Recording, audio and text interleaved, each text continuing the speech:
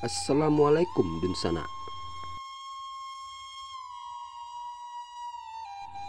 Menurut legenda, ada seorang raja yang berkuasa di Kampung Dalam, Pariaman. Sang raja memiliki 3 orang anak dari ibu yang berbeda, yaitu Sultan Lembah Tua, Sultan Pangaduan, dan Putih Sarimaka.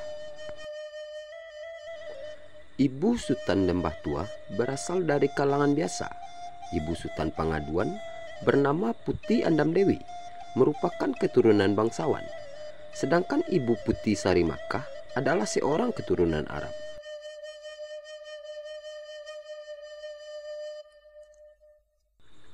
Pada suatu hari sang raja memutuskan untuk bersemayam ke Gunung Ledang di saat anak-anaknya masih kecil.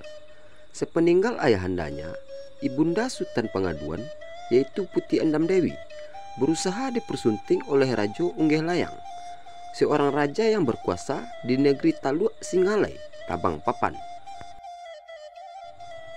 Putih Andam Dewi menolak pinangan Rajo Unggeh Layang.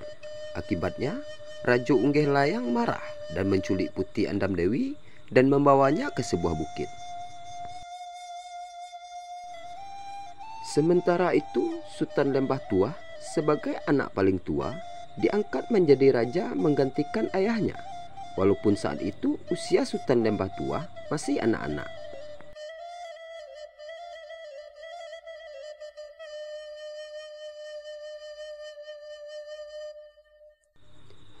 Sifat Sultan Lembah Tua sendiri cenderung manja dan kekanak-kanakan.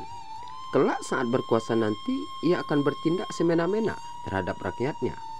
Meski secara adat Sultan Pangaduan adalah putra mahkota yang sah, namun ibunda Sultan Lembah Tua sangat berambisi agar putranya menjadi raja. Ia mencari segala cara agar tujuannya tercapai. Sultan Pangaduan yang masih kecil kemudian dibawa dan diasuh oleh nenek dan kakak sepupunya. Kakak sepupunya itu dari pihak ibu adalah seorang pendekar di Kuala Pantai Cermin. Sultan Pangaduan kemudian berkelana sambil menuntut ilmu ke Kuala Pantai Cermin, kampung asal neneknya. Hal ini ia lakukan sesuai pesan ayahnya yang ia terima melalui mimpi. Ia unggul dalam hal ilmu kebatinan, kesaktian, dan kebijaksanaan. Saat berusia 10 tahun, Sultan Pangaduan didatangi ayahandanya yang bersemayam di Gunung Ledang secara batin. Ayahnya memberi tugas kepada Sultan Pangaduan untuk membebaskan ibunya dari tawanan Rajo Unggeh Layang. Dalam menjalankan tugas ini, ayahnya meminta agar ia bekerja sama dengan kakaknya, Sultan Lembah Tua, yang tinggal di istana.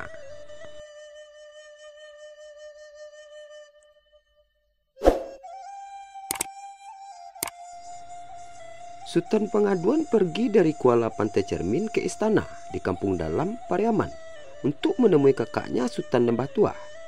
Nenek dan kakak sepupunya membekali Sultan Pangaduan dengan senjata keramat. Di perjalanan, pakaian bangsawan yang dikenakan Sultan Pangaduan menarik hati seorang penipu. Saat Sultan Pangaduan tengah memetik setangkai kembang, si penipu mendekatinya dan membuat bahwa bunga tersebut adalah kembang bunga larangan yang terlarang untuk dipetik. Sebagai hukumnya, Sultan harus menukar pakaian bangsawannya dengan pakaian compang-camping milik si penipu. Dengan lugunya, Sultan Pangaduan menuruti begitu saja permintaan si penipu. Sultan Pangaduan melanjutkan perjalanan ke Kampung Dalam dengan pakaian compang-camping. Akhirnya sampai juga Sultan Pangaduan di istana Kampung Dalam, Pariaman. Sultan Lembah Tua sangat terkejut melihat seorang anak compang-camping dengan wajah sangat mirip dengan dirinya datang ke istana. Tapi karena telah lama tidak bertemu sedari kecil, Sultan Lembah Tua lupa dengan wajah Sultan Pangaduan, saudaranya sendiri. Tetapi ibu Sultan Lembah Tua sadar bahwa anak kecil di hadapannya adalah Sultan Pangaduan. Merasa khawatir tahta raja anaknya terancam, ia kemudian menyuruh Sultan Lembah Tua untuk mengusir Sultan Pangaduan. Akhirnya terjadilah perkelahian antara keduanya. Namun dengan mudah Sultan Pangaduan mengalahkan Sultan Lembah Tua. Pada saat itulah Sultan Pengaduan mengucapkan kata kunci yang diajarkan ayahnya saat mendatanginya secara batin. Mendengar kata kunci tersebut, sadarlah Sultan Lembah Tua bahwa anak di hadapannya adalah saudaranya sendiri. Karena ayahandanya mendatangi Sultan Lembah Tua secara batin bahwa Sultan Pengaduan akan mendatanginya dengan mengucapkan kata kunci. Tugas dari ayahanda untuk membebaskan ibunda. Akhirnya Sultan Lembah Tua meminta izin kepada ibunya untuk menemani Sultan Pengaduan dalam rangka membebaskan Putih Andam Dewi dari tawanan Rajo Unggeh Layang. Dengan berat hati, akhirnya ibunya mengizinkan putranya pergi bersama Sultan Pengaduan untuk memerangi Rajo Unggeh Layang, karena itu adalah perintah ayahandanya di Gunung Ledang. Tapi ternyata ibunda Sultan Lembah Tua diam-diam memiliki rencana jahat, ingin meracuni Sultan Pengaduan agar jabatan raja anaknya tidak terganggu. Namun rencana tersebut terbongkar, yang membuatnya mendapatkan hukuman kurungan di istana. Meski merasa sedih dengan kondisi ibunya, Sultan Lembah Tua tetap pergi menemani Sultan Pengaduan untuk memerangi Rajo Unggeh Layang.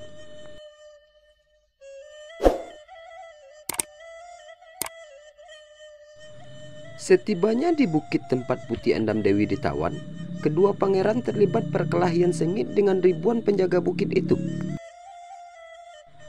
Karena jumlah penjaga Rajo Unggeh Layang terlampau banyak, akhirnya kedua kakak beradik ini berhasil diringkus oleh musuh. Ayahandanya Sultan Pengaduan mengetahui bahwa kedua putranya dikalahkan oleh Rajo Unggeh Layang. Akhirnya ia mendatangi putrinya, yaitu Putih Sarimaka, secara batin dan memberitahunya agar membantu kedua saudaranya. Putih Sarimaka segera meminta bantuan kepada kakak sepupu Sultan Pengaduan dan Sultan Lembah Tua dari ayahandanya, kakak sepupu Sultan dari Putih Andam Dewi. Pergilah mereka bertiga ke bukit tempat Putih Andam Dewi ditawan. Ketiganya adalah pendekar, wanita yang sangat sakti. Putri Sarimaka memiliki kemampuan untuk mengendalikan air, sedangkan kedua sepupu Sultan Pengaduan masing-masing memiliki kemampuan untuk mengendalikan air dan suara. Dengan perpaduan keahlian masing-masing, mereka berhasil menciptakan badai yang menaikkan air laut sampai ke atas bukit sehingga menyapu para pengawal Raja Unggeh. Akhirnya mereka bertiga membebaskan Putih Andam Dewi dari tawanan Raja Unggeh Layang.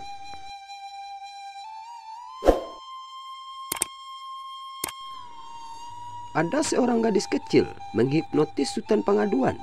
Si gadis kecil meminta Sultan agar membawa dirinya serta dengan alasan takut hanyut terbawa badai.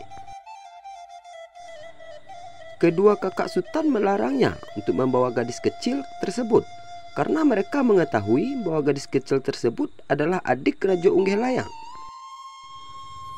Namun Sultan Pengaduan tidak mendengarkan nasihat kedua kakaknya dengan tetap membawa serta si gadis kecil, karena telah berhasil menyelamatkan Putih Andam Dewi, dan akhirnya mereka berpisah.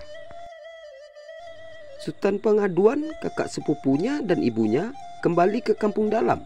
Sultan Lembah Tua kembali ke kerajaan Kampung Dalam, Pariaman. Sementara itu Putih Sarimaka kembali ke Makkah.